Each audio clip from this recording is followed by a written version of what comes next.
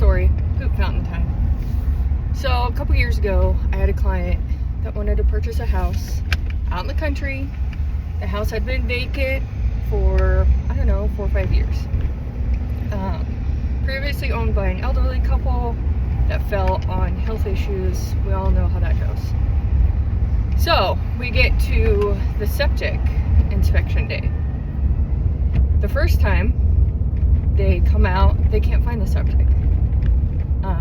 And the house is on top of a hill. The septic is about 400 or 500 yards below the house, across under the driveway.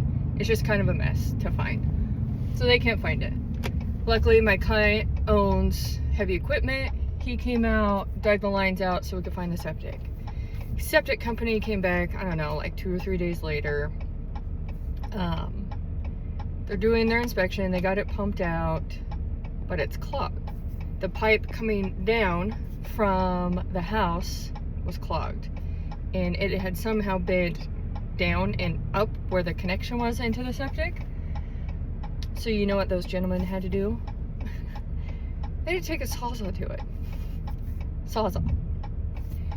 So me being the wonderful person that I am, because I like to video everything, is I get out my camera. And wouldn't you know that as soon as they cut through the top lining of that pipe, poop starts spraying everywhere. It's like 4 or 5-year-old fermented poop just spraying like 5-6 feet in the air. I have the video. I can post it in the comments later if you guys want to see a poop fountain. So needless to say, it was a shit show. It was pretty interesting though. They were able to get the roots out of the septic. They fixed the pipe. Everything worked correctly. It turned out to be perfectly fine. But moral of the story is this is why you get septic inspections.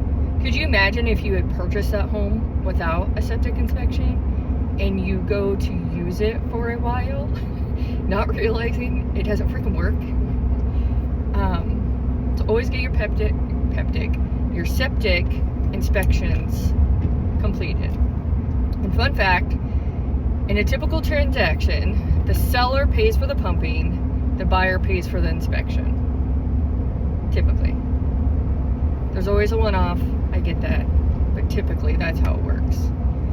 So, I guess, if you don't want a shit show, get your septic inspected.